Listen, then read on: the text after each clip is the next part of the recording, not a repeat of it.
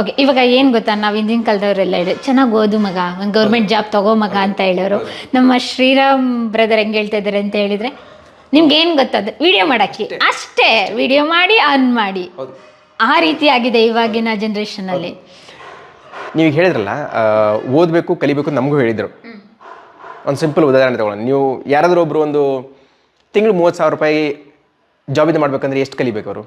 ಒಂದು degree, master degree complete ಮಾಡಿದ್ರೆ ಇವಾಗ 30,000 ರೂಪಾಯಿ ಅರ್ನ್ ಮಾಡೋದು ತುಂಬ ಕಷ್ಟ ಇದೆ. ಕಷ್ಟ ಅಲ್ಲ? ಅಟ್ಲೀಸ್ಟ್ ಒಂದು 15 ವರ್ಷ ಆದರೂ ಅವ್ರು ಕಲಿಬೇಕು. 12ರಿಂದ 15 ವರ್ಷ ಕಲೀಲೇಬೇಕು ಅವರು. ಕಲೀಲೇಬೇಕು. ಎಷ್ಟೋ ಜನ ಹೇಳ್ತಾರೆ, ನಾವು ಯೂಟ್ಯೂಬಲ್ಲಿ ವೀಡಿಯೋಸ್ ಮಾಡಿ ಹಾಕಿದ್ದೀವಿ, ನಮ್ಗೆ ದುಡ್ಡು ಬರ್ತಿಲ್ಲ ಅಂತಾರೆ. ಎಷ್ಟು ದಿವಸ ಮಾಡಿದ್ರೆ ನೀವು ವೀಡಿಯೋಸ್ ಅಂತ ಕೇಳಿದೆ ನಾನು. ಸರ್ ಒಂದು 5 ವೀಡಿಯೋಸ್ ಮಾಡಿದ್ದೀನಿ ಅಂತಂದೆ. ಎಷ್ಟು ದಿವಸದಿಂದ ಮಾಡ್ತಿದ್ದೀರಾ? ಸರ್ ಒಂದು 2 ವಾರದಿಂದ. ಅಲ್ಲ, ನೀವು 30,000 ಸಂಬಳ ತೊಗೊಳಕ್ಕೆ 15 ವರ್ಷ ಓದೋಕ್ಕೆ ರೆಡಿ ಇದ್ದೀರಾ? ಕಾಂಟೆಂಟ್ ಕ್ರಿಯೇಷನ್ ಬಗ್ಗೆ ಸ್ವಲ್ಪ ಕಲೀರಿ. ಹೇಗೆ ವೀಡಿಯೋಸ್ ಮಾಡೋದು, ವೈರಲ್ ಯಾವಾಗುತ್ತೆ, ಆಡಿಯನ್ಸ್ನ ಹೆಂಗೆ ಎಂಗೇಜ್ ಮಾಡೋದು, ಥಂಬ್ನೇಲ್ ಕ್ರಿಯೇಟ್ ಮಾಡೋದು ಹೆಂಗೆ, ಏನು ಮಾಡಿದ್ರೆ ಆಡಿಯನ್ಸ್ ಇನ್ನೂ ಮತ್ತೆ ನಮ್ಮ ವೀಡಿಯೋಸ್ ಬರ್ತಾರೆ, ಇದನ್ನೆಲ್ಲ ಕಲಿತ್ರೆ ನಿಮ್ಮ ವೀಡಿಯೋಸು ಓಡುತ್ತೆ. ಅಟ್ಲೀಸ್ಟ್ ಒಂದು 6 ತಿಂಗಳು ಎಫರ್ಟ್ ಹಾಕಿ.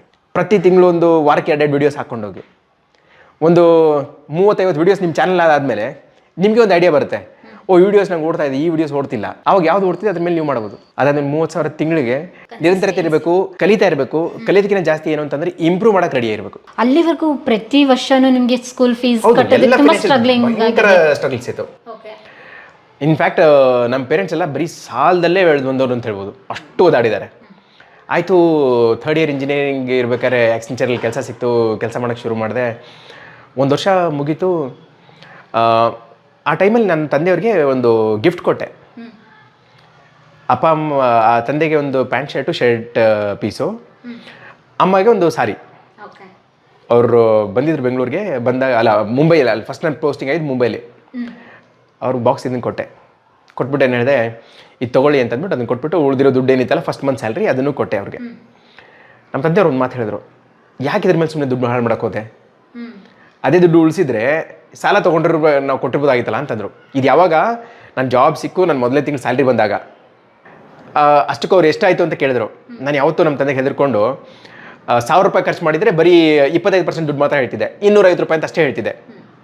ಎಲ್ಲ ಮಿಡಲ್ ಕ್ಲಾಸ್ ಹುಡುಗರು ಮಾಡೋದು ಅದೇ ರೀತಿ. ಹಂಗೆ ಹೇಳಿದೆ. ಆಮೇಲೆ ಸರಿ ಬಿಡು, ಈಗ ತಾನೇ ಶುರು ಮಾಡಿದ್ದೀನಿ ಜಾಬು, ಮುಂದೆ ಬರ್ತಾ ಲೈಫ್ ಚೇಂಜ್ ಆಗುತ್ತೆ ಅಂದ್ಕೊಂಡು 1 ವರ್ಷ ಮುಗೀತು. ನೋಡ್ತೀನಿ ತಿಂಗಳು ಮಧ್ಯಾಹ್ನಷ್ಟಲ್ಲಿ ಪಾಕೆಟ್ ಖಾಲಿ, ದುಡ್ಡು ಉಳಿತಿರ್ಲಿಲ್ಲ. ಸರಿ, ಹೀಗೆ ಇದ್ರೆ ಚಿಂದಿ ಮಾಡ್ತಾ ಇದ್ರ? ಹಂಗೆ ಚಿಂದಿ, ಕುಡಿಯಲ್ಲ, ಬೇಜಾರು ಹೊರಗಡೆ ತಿನ್ನಲ್ಲ. ಏನು ಅಂತಂದ್ರೆ ಮನೆಗೆ ಕಳಿಸಿದ್ದೆ ದುಡ್ಡು.